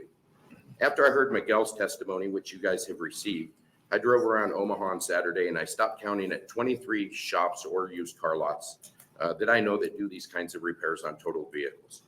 That trip was 30 minutes. That's just the tip of the iceberg. Are you nearing the end of your? Yes, sir. I'm closing up right now. Okay, thank you. I am sure the opposition will hammer the parts side of this, but we clearly did not include parts in this bill. We excluded them. In closing, I humbly ask that you help us in our fight to keep our families, neighbors, friends, customers, and your constituents safe on the roadways. Thank you for your time. Any questions from the committee? Thank you. Questions from the committee? Thank you very much for your testimony. Thank you. More supporters for LB 1105? If you plan to testify, please come get up in the front row so we're ready for you. Welcome. Thank you. Good afternoon, Chair Mosier and members of the Transportation and Telecommunications Committee. My name is Blair MacDonald, spelled Blair Macdonald, and I am the registered lobbyist for the Alliance for Automotive Innovation, which is the trade association which comprises the manufacturers that produce nearly every new vehicle sold in the U.S., battery manufacturers, AV companies, semiconductor makers, and tier 1 suppliers. And I'm here today in support of LB 1105 with Amendment 2660. Today's vehicles are considerably more advanced than vehicles of even just a few years ago. Features from automatic lane centering to adaptive cruise control to pedestrian detection and avoidance and dozens of other advanced driver assistance systems come equipped and are even standard on many new vehicles today. In order to fix these vehicles, you need the proper repair procedures. Accordingly, automakers develop and publish specific procedures to guide the post-collision repair of every new car they sell each year, detailing the proper way to return a vehicle to a safe, roadworthy condition. No other group or company provides anything comparable to the vehicle-specific guidelines to show how to appropriately conduct post-collision repairs. Under the current system, collision shops are forced to decide between making a proper repair and receiving proper payment for their work from the insurance companies. This is not right. Most consumers, and are rightfully so, would expect OEM repair practices to be followed, even in the absence of any law that would require such. To steer a collision repair to follow any repair procedure other than the one produced by the vehicle's manufacturer is a disservice not only to the owner of that vehicle, but their passengers and fellow motorists. In fact, there actually are not any other procedures to follow. A shop either follows the sound practices established by the OEM or they are not following any approved repair plan. The reality is that the average consumer does not have the expertise or the ability to monitor and approve the post-collision repairs conducted by on advanced automobiles of today. So for these reasons, we thank Senator DeKay for bringing this bill and strongly support the advancement of LB 1105 with Amendment 2660. Okay. Questions from the committee? Seeing none, thank you for your testimony. More supporters? How about opposition? Is there opposition testimony? Welcome. Thank you. Thank you, Mr. Chairman and members of the committee. Appreciate the opportunity to speak in opposition to LB 1105. My name is Mark Bender, M-A-R-K, B-I-N-D-E-R, and I'm with Copart. We are proud to be part of the business community in Nebraska, and we are located not far from here at the Greenwood exit off I-80. You may know where we're located. Joining me today in the audience is Glenn Shipman, whose responsibility is the entire state for Copart, and Peter Greenwood, who is our regional manager, and they're representing our 23 employees.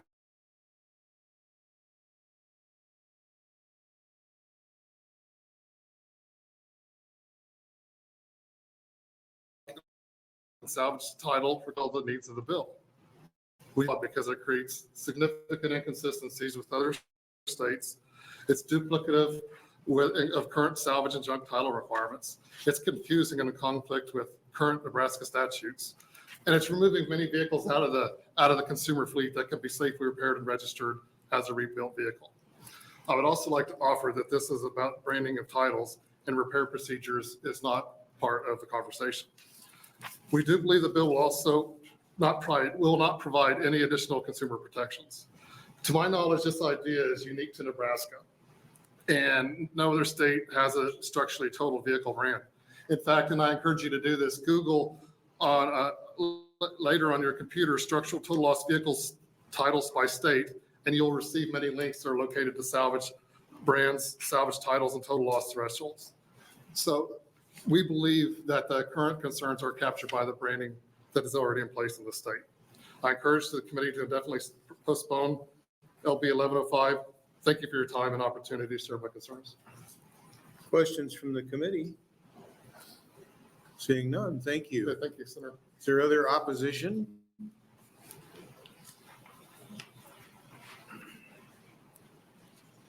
Thank you and good afternoon. Welcome. Chairman Moser and other members of the committee. My name is Kim Decker, K-I-M-D-E-C-K-E-R, and I'm with Farmers Insurance. Farmers Insurance is one of the top 10 auto writers in the state of Nebraska by written premium. And we have a number of agents across the state who also employ a number of Nebraskans and who offer elite customer service to our customers and do things to support the community. So I'm also here to testify against 1105. Copart is a company that Farmers uses. So I would first say that I support what Mr. Bender has said. And basically, I would just simply add that we all know insurance is going up. Everything is going up. And it is our concern that this bill will not provide additional safety standards or safety creations for Nebraskans, but will simply cause insurance rates to go up. And it will make vehicles harder to find within the state. So I'm going to leave it at that. I'm going to make it simple and ask that you not pass out this bill. From the committee? Seeing none, you lucked out. Other opposition?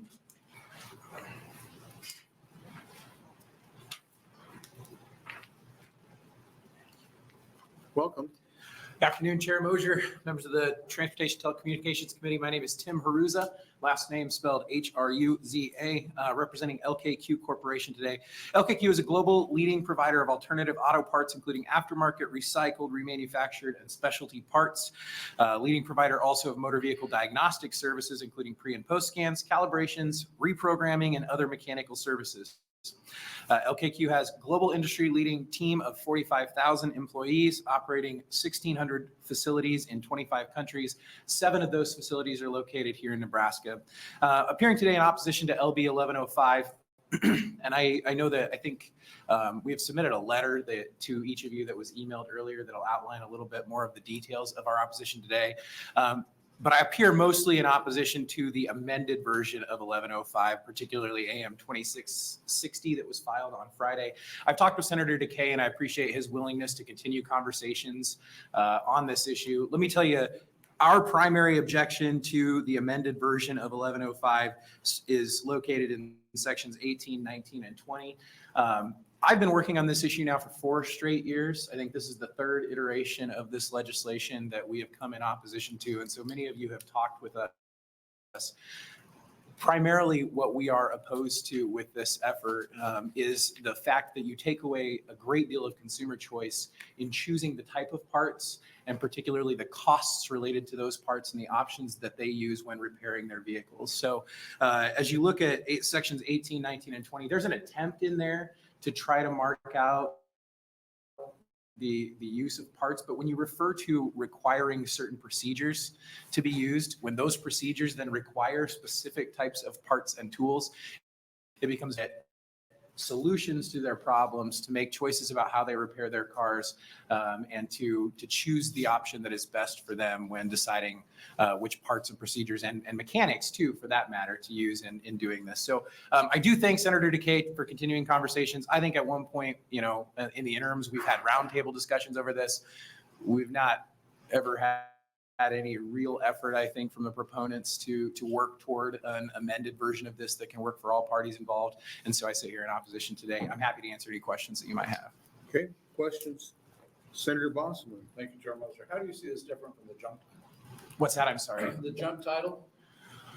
I'm not sure I'm familiar enough in terms of the details of that for your question. And like I said, most of our opposition to the bill comes in sections 18, 19, and 20 that deal with the required repairs, not necessarily the salvage pieces in the bulk of the bill. Okay, thank you. Other questions? Yes, Senator Bosselman. Thank you, Chairman. So Mr. Hruza, can you tell me, so part of what you're saying is that the consumer has the right to decide if they want to buy the more expensive part or the remanufactured part. But some of our testifiers were here and talk about sort of a buyer beware, scary situation that they're buying these cars.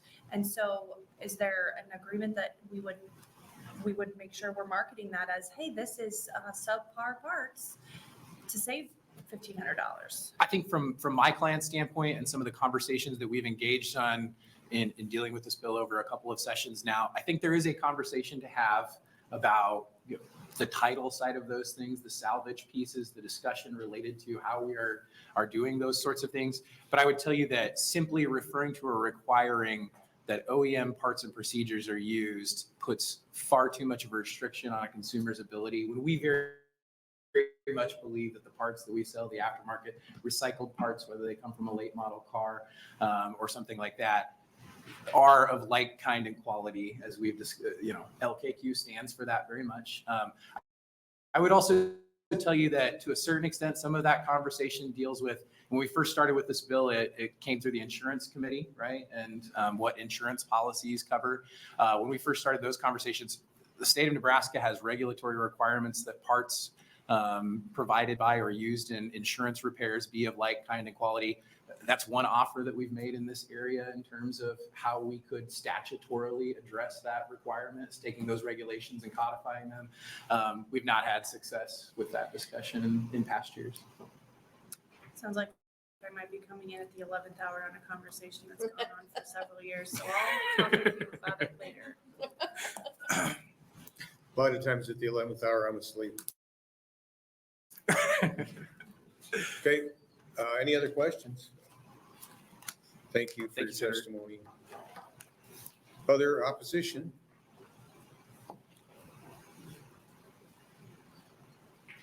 Welcome. Good afternoon, Chairman Moser, members of the committee. For the record, my name is Corby Gilbertson. It's spelled K-O-R-B-Y-G-I-L-B-E-R-T-S-O-N. Appearing today as a registered lobbyist on behalf of the American Property Casualty Insurance Association. There's been a lot of discussion about technicalities of what different types of titles there are. I want to kind of focus on, this year we've been dealing with this, and it's always interesting to me that instantly the blame is laid on insurance companies, as if insurance companies want to have unsafe vehicles on the road. That doesn't benefit insurance companies. That is not what insurance companies want. And the examples that are given of why we need this bill are examples of people acting in bad faith or doing bad repair work. It's not that people are using aftermarket parts, because as Tim also said, it is already required in Nebraska that all of those parts be of like kind and quality. So if we want to put that in statute, that's a great idea. We don't see how this bill fixes the issues brought up by the proponents. If you have a body shop or some other repair person using baling wire and duct tape, that's not a subpar part. That's someone doing something fraudulent. So we would love to continue talking with them to see if we can address the real problem, but we don't think the title issue is the issue. Okay. And I'd also just like to take a minute to thank all of you for all of your attention and work this year. I don't know if it's me, but it seems like an extra long year of hearings. So thank you for everything. Senator DeBoer. Okay. Although we've sort of hashed and rehashed these issues many times, I guess I went to see a demonstration, because this has been something, so I went to see a demonstration, and they had one part that was a manufacturer part, and they had one part that was a not manufacturer part. And they like sawed through them, and the one part sawed through the non-manufacturer part. They could saw through it more quickly. So my question is, does that fall within the like Kind and quality. kind quality? If it's not of the same quality, that would be a violation. How do we know what like kind and quality means? Like, for what purposes are they supposed to, like, do you know what I mean? Like, what's the fleshing out of the like kind and quality? Well, I think generally it's understood that it has to function the same as the original manufacturer part. Is the like kind and quality in statute? No, and that's one thing we've offered to say, take it out of the rules, put it into statute, further define it if we need to, but let's address the real issue at hand, which isn't a title. Okay, all right, thank you. Seeing no other questions, thank you. Thank you. Other opposition? If you plan to testify, if you could come closer to the front, that would be great. Welcome. Thank you. Good afternoon. My name is Carrie Snowden, KERRIESNOWDEN. I'm employed by and a registered lobbyist for Farmers Mutual of Nebraska. We are the leading Nebraska-based insurer for homes, farms, and automobiles in the state. I also appear here today on behalf of the Nebraska Insurance Federation, which is the state's trade association of over 40 member insurance companies. And we are here in opposition of LB 1105 as amended. Our concern is also of consumer protection. We believe this bill would create a negative financial impact on buying, repairing, and also insuring vehicles. The structurally totaled vehicles would be taken off of the market, which would vastly reduce the availability of used cars, and for some in a financial position that may not be able to buy a newer model vehicle. For someone with teenage drivers in the home, this is particularly of a concern. I understand there was a proponent that had a bad experience for her teenage drivers, but it's important to many consumers to have affordable older vehicles available on the market.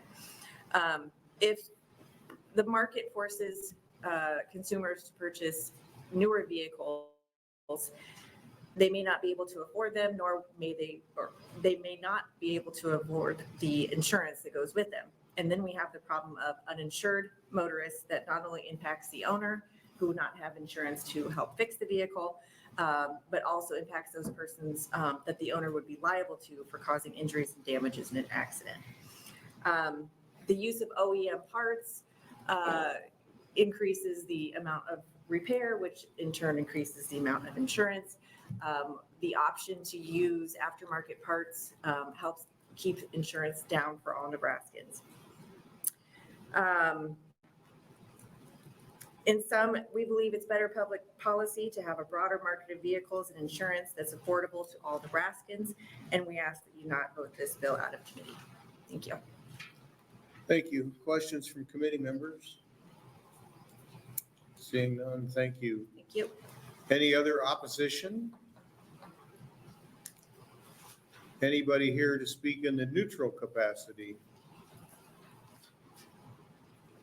Seeing none, Senator DeKay, you're recognized to close. Thank you. I did have an earlier conversation with Mr. Haruza earlier today, and we had a conversation about parts.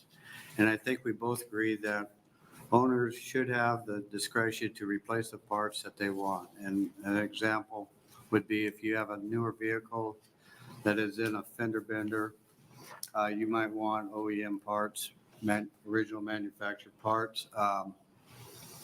If I have an older vehicle, 12, 15 years old or whatever, I might be able to go with aftermarket parts that basically basically is to cosmetically fix it, not the internal structure of the vehicle. So I think we both agree on that.